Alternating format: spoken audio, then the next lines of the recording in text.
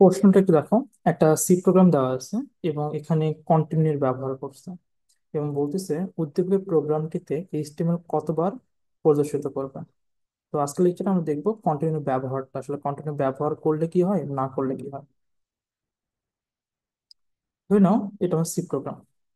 আমার যে সি প্রোগ্রামটা আছে এখানে একটা নর্মাল লুপ চালাচ্ছে, যেখানে আই এর মান হচ্ছে 1। আই এর মান 1 থেকে 6 পর্যন্ত চলবে এবং আই এর মান এক এক করে বাড়বে। সো আই এর মান যখন 1, একের থেকে ছোট, কন্ডিশন ট্রু, সো আমাকে এইচটিএমএল একবার প্রিন্ট করাবে। সো এইচটিএমএল একবার প্রিন্ট করালাম। এখন এখানে আসে আই এর মান বাড়ে 1 থেকে 2 হয়ে যাবে, এটা 2 হবে।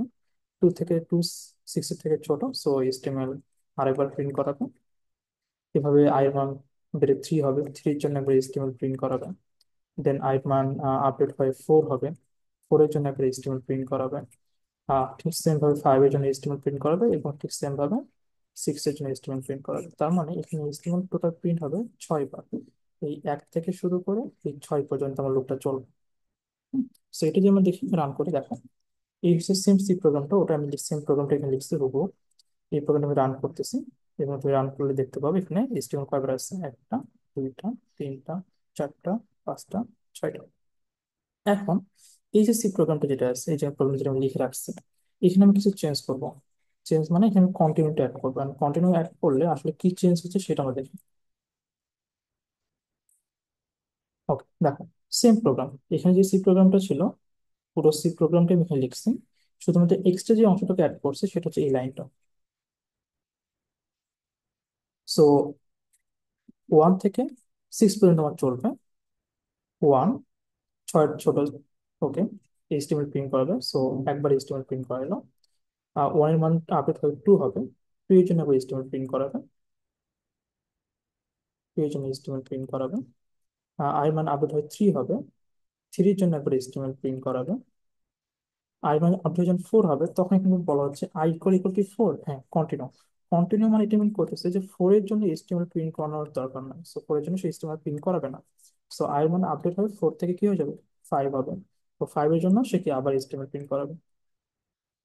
6 এর জন্য সে আবার এইচটিএমএল প্রিন্ট করবে। যেহেতু 7 এর জন্য কন্ডিশন দেওয়া নাই, তো 7 এর জন্য সে এইচটিএমএল প্রিন্ট করাবে না। সো পার্থক্য কি হচ্ছে? পার্থক্য হচ্ছে এটা যে এখানে আমার আসলে এইচটিএমএল 6 বার প্রিন্ট হচ্ছে। এখানে কন্টিনিউ কথাটা ইউজ করার জন্য যত নম্বর লাইন আসলে কন্টিনিউ ইউজ করা হয়েছে তত নম্বর লাইনের জন্য আসলে এইচটিএমএল প্রিন্ট হবে না। সেখানে এইচটিএমএল প্রিন্ট হবে টোটাল কতবার, 5 বার।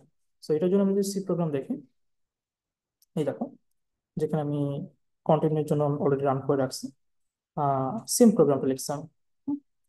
এবং এখানে আমি কি করছি, এই যে কন্টিনিউ আই ইকুয়াল টু 4 একটা এক্সট্রা লাইন ব্যবহার করছি। রান করি। রান করলে তুমি দেখতে পাবা যে এইচটিএমএল যেখানে 6 বার প্রিন্ট হওয়ার কথা ছিল 1 থেকে 6 এর জন্য, বাট আসলে অ্যাকচুয়ালি প্রিন্ট হয়েছে কত জন্য, 1 থেকে 5 এর জন্য। যেখানে 1 এর জন্য প্রিন্ট হয়েছে, 2 এর জন্য প্রিন্ট হয়েছে, 3 এর জন্য প্রিন্ট হয়েছে।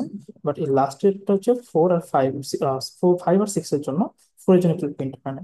এটা হচ্ছে এইচটিএমএল এর, সরি, প্রোগ্রামিং ল্যাঙ্গুয়েজে কন্টিনিউ ব্যবহার। কন্টিনিউ অ্যাকচুয়ালি মেনলি কি করে, কন্টিনিউ অ্যাকচুয়ালি যেই লাইনের জন্য তুমি কন্টিনিউ কথাটা লিখবো সেই লাইনের জন্য সে আসলে আর প্রিন্ট করাবে না।